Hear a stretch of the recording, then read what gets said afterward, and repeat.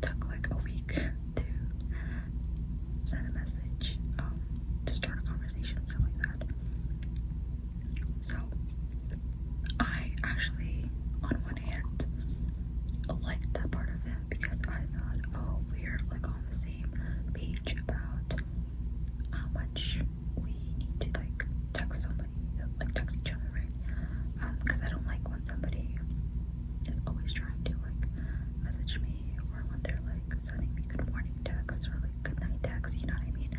I don't know, that to me is a little bit like too much.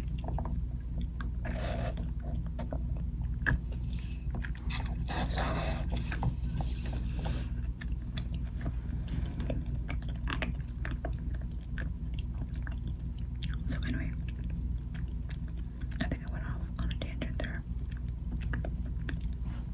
But yeah, I'm just kind of filling in the blanks or the details where I see fit, so that you guys can have like a better picture of what our relationship was like, or whatever you want to call it, right? Our getting to know each other relationship.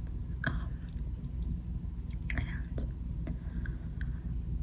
it was a bit strange that the replies were coming in later from him, but I didn't think about it too much until I initiated, you know, a conversation, and like asked if he wanted to hang out, and then I get hit with, oh well, you know, I'm not looking for a romantic relationship right now, but like we can stay friends, you know, like we can hang out as friends.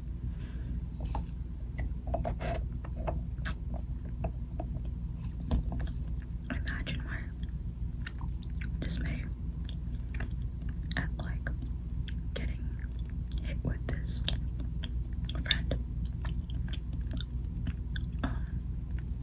request, or whatever you want to call it, at such a late stage of our getting to know each other.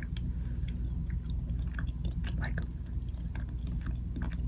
there were so many points where you could have brought that up, right? And not have like let me on. I don't know if it's really like leading me on, but basically there was just like so many other moments where you could have made that like abundantly clear, right? So I was very surprised and obviously kind of hurt, right? Because it's not like I was like in love with this guy. It's not like that I really liked him, but I did think he had good traits about him, and I did like him. So I thought, oh well, if we do end up, you know, like if he does end up asking me out, like officially, like I would be down, you know, to start a relationship with him. But yeah, it was just very unexpected to have found out that he had like no intentions about that at all. And like I get when people say, oh, I'm not looking for anything like romantic right now. It's just them saying I'm not looking for anything romantic with you right now, or like ever, really. It's that they're just saying like they don't have any intention of starting a relationship with you because they don't see you in that way, and that's fine, right? Everybody has their own ideas of what they're looking for in a partner, but I wish that he would have just been straightforward with that, because I felt like we were getting along so well, and we were, you know, like a couple months into getting to know each other, but not a couple, like more than a couple dates. So like by this point, we should have, right, theoretically a level of trust in each other, just as like basic friends, to just be straightforward and say, hey, you're a great person, but you're not really what I'm looking for. Right? I don't think it's too hard to just say that if that is what you think. Because like leaving it so open-ended and saying like, I'm not looking for anything romantic right now, after having said so many things that made it seem like you are looking for that type of relationship, it's just so misleading.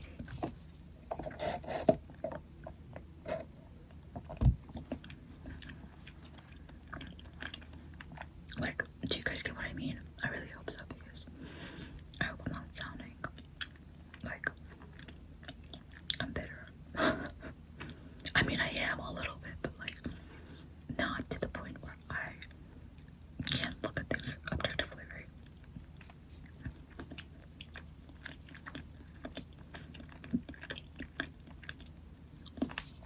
So,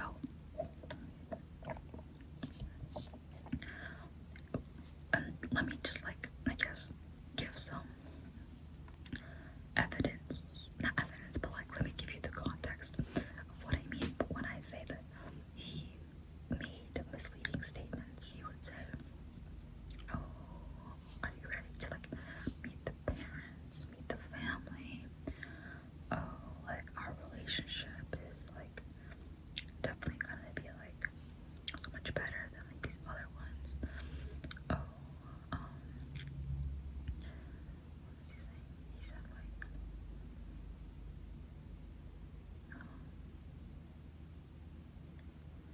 like, you know, like, oh, when are we gonna get married? Like, I know like those things are very crazy and wildly far-fetched, and that's what I had also like clocked in the moment, and I was like, hey, no, you know, like, let's just be grounded. Let's be grounded in reality and not say those things, because I don't know, I guess like, I mean, obviously people would take that as a joke, which it is, but maybe I'm just the sort of person where I'm like, I can get into a delusion and just this fantasy version of like what it would be like to be with this person in my head before we even like get to that stage. So like having these comments made does not help with my delusions, right? So I can recognize that, and I can say, hey, you know, like, let's just like tone it down a little bit. That's just very unrealistic to be saying these types of things, even as a joke. On that note, let me just like apply some lip gloss.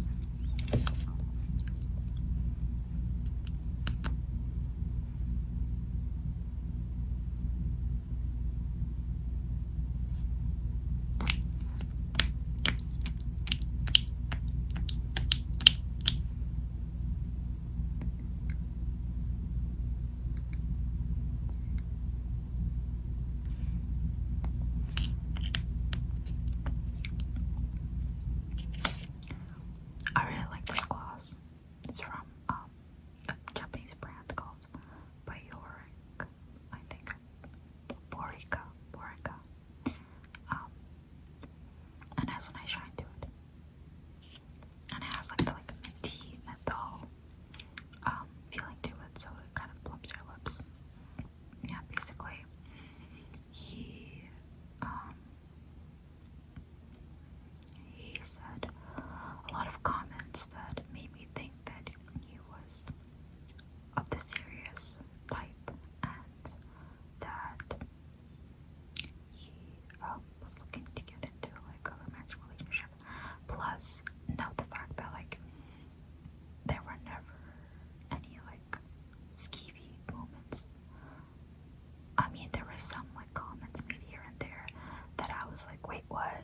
What I'm trying to basically say is like, I didn't think of him as somebody that was like trying to, you know, hook up, or that was trying to have like a short-term relationship.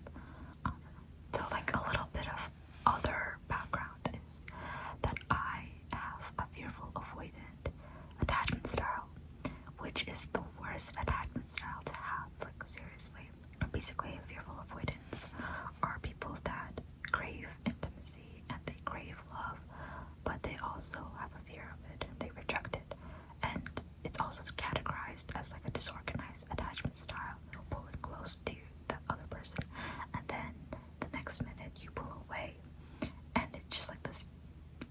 stressful that you go through, because again, you can't reconcile your fears with your wants. So for me, it's really difficult to like be vulnerable and open up to someone, which may or may not be related to the issue of being a disorganized attachment style person. But in any case, it's not a good combination, you know. So I get it that it's maybe something that I have said or done to make him think, oh, I'm not looking for what he's looking for, or maybe it may be something that I did in my act of rejection because of my fears, to like push him away and make him think that I'm not interested in him, right? But it's just because of the attachment style I have and my issues with like vulnerability.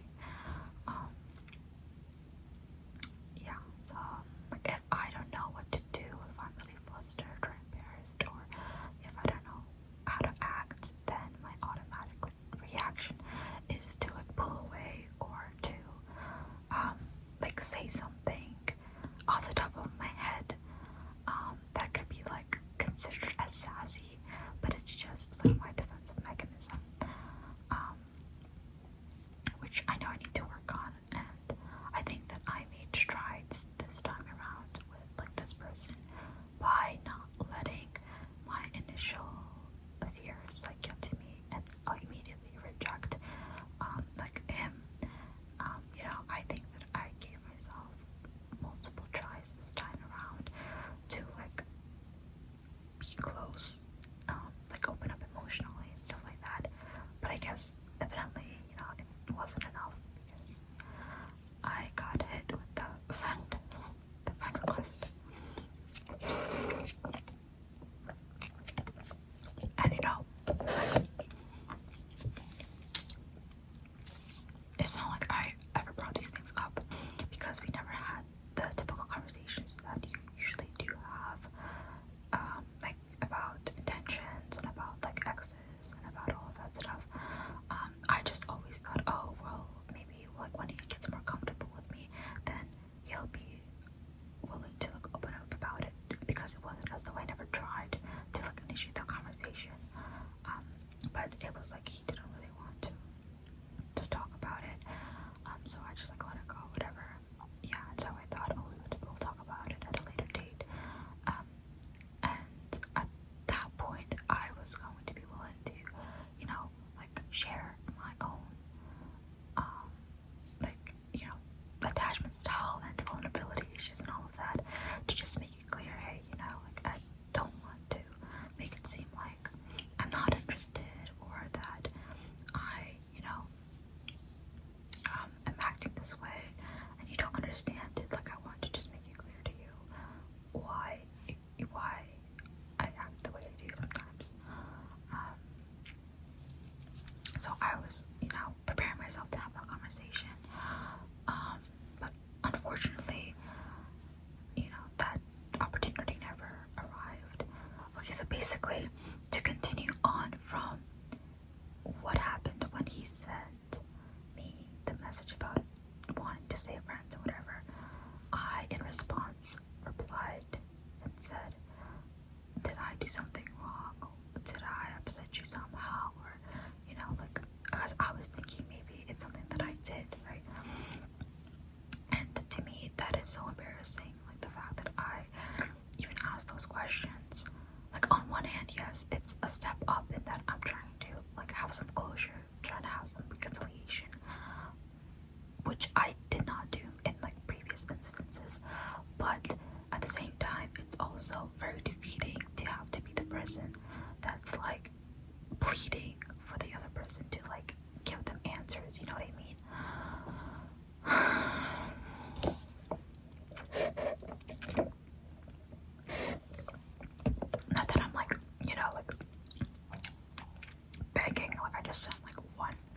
text being like, oh, did I do something wrong? Did I like hurt you somehow?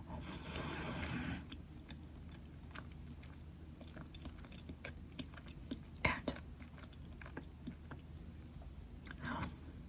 that right there is an opportunity for the other person to be like, actually, you know, I didn't like that you did this, or I thought that this didn't really align with what I'm looking for, my values, or whatever, you know, like that is the opportunity for someone to tell you exactly what they felt was the deciding factor in the change of their feelings, right? But instead of like being a decent person and telling me, you know, what occurred, to like have him say this, he was basically like, oh no, nothing like that happened, you know, you're great, you're awesome, blah blah blah, I had a great time with you, I'm just like not in the position to be pursuing anything romantic right now.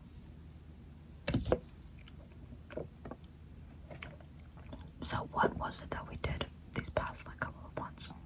Like what was the point of like going on dates and all of this stuff, and going on a dating profile with long-term relationship as what you're looking for in your profile? What was all of that for if you're not ready to be in a romantic relationship? Am I the crazy person?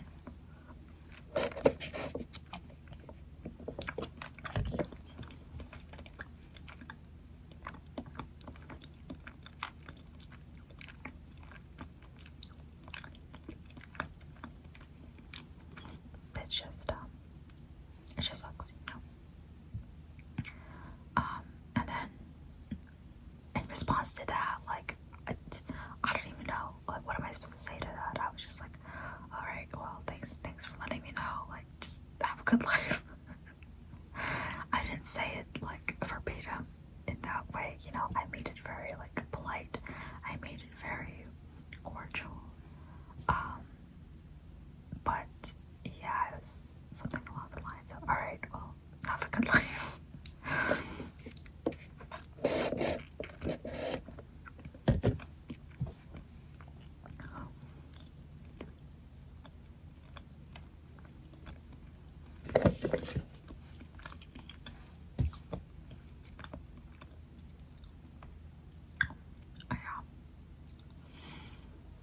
I don't know. I know I'm like, I'm really heavily rambling this time.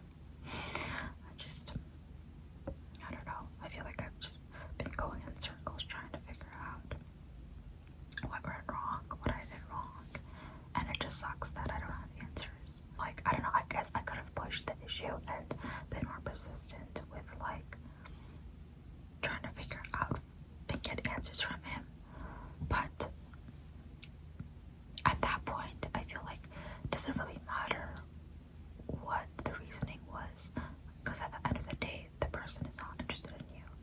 I feel like once somebody has made their decision, it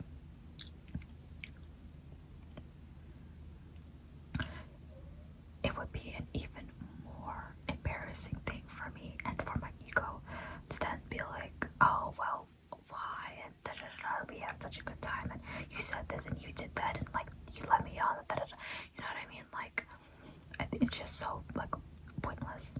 Despite my best efforts, and despite, you know, like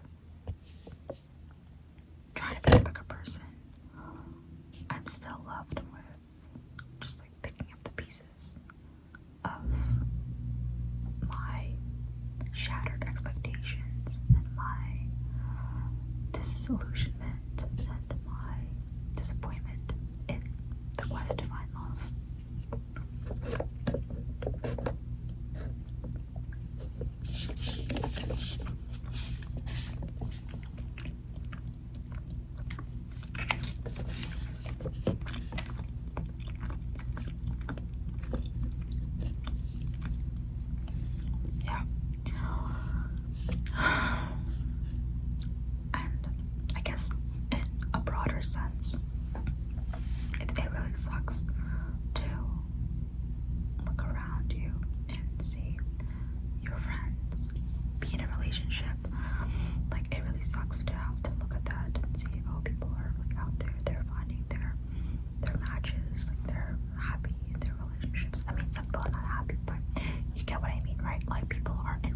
relationships. They're out here being cute, doing like cute dates and stuff like that.